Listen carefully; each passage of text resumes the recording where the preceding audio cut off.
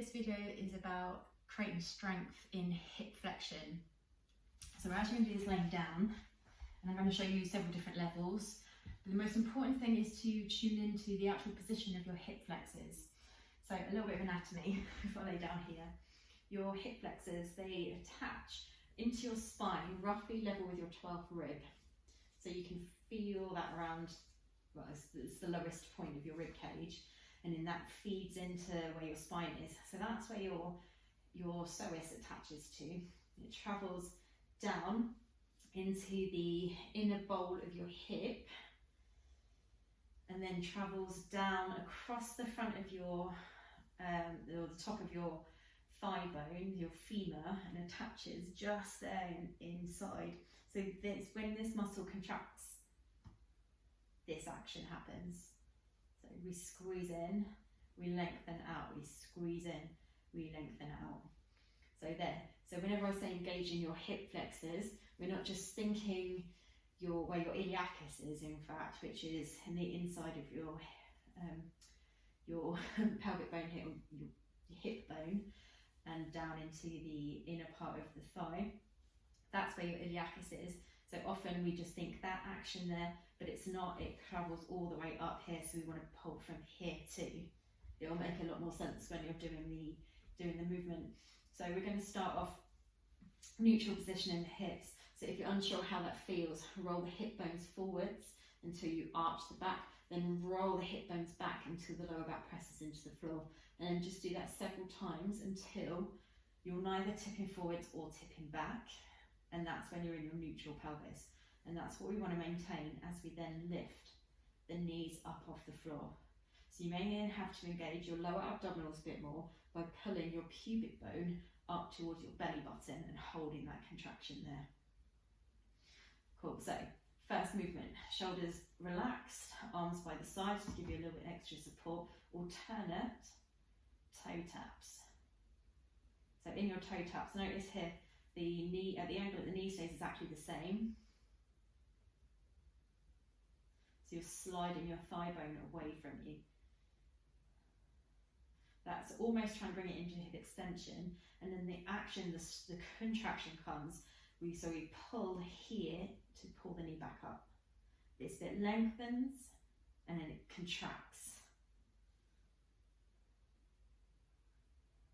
So hopefully you can feel that working then.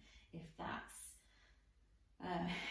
feels easy enough, do both at the same time, so it adds more loading into the front of the abdominals and the hip flexors.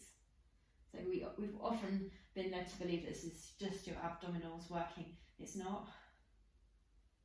Your abdominals actually assist in hip flexion as well.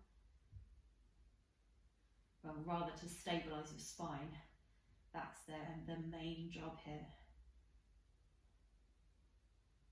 If you find that by taking the feet to the floor, you don't have the control and your back arches, then you just go to the point where you can go. Notice here how nothing in my rib cage and my torso is moving to compensate for me getting my feet down. The next stage from there, legs up to the ceiling, one leg down and up at a time. So again, get that lengthening of the hip flexor, contraction of the hip flexor on the way back up, lengthen on the way down, contract on the way up.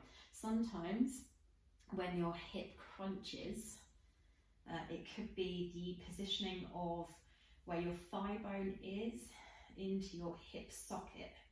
I'm not going to say that's the reason every time, but it's something to think about. So as the leg goes down, your knee needs to turn out a little bit, but your ankle needs to turn in.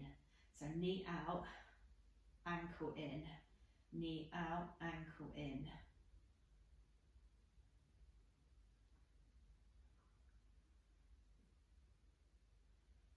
And again, you can reduce the height of your legs there as well. You don't have to go all the way down to the floor. Again, if that feels easy, both legs at the same time to increase more loading into the hip flexors. So again, both knees are rolling out, but both ankles are rolling in on the way down, and then you roll the thighs in on the way up. Roll the thighs out on the way down, roll the thighs in on the way up. Holding both sides of your hip flexors down.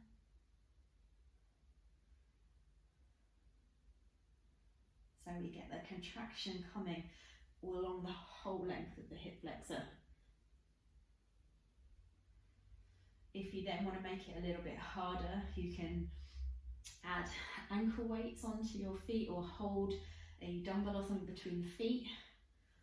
Or you can add a little bit more stability in by placing a Pilates ball underneath your hips.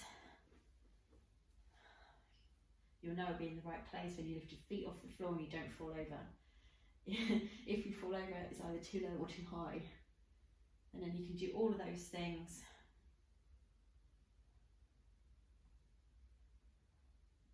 On the ball. If you need more work, hands up off the floor. So it's only your torso that's working to stabilise you and your hips. Or alternatively, opposite hand, opposite leg. So yeah, several ways there to find strength in hip flexion. Of course, there are other ways too, but there's just something to work on.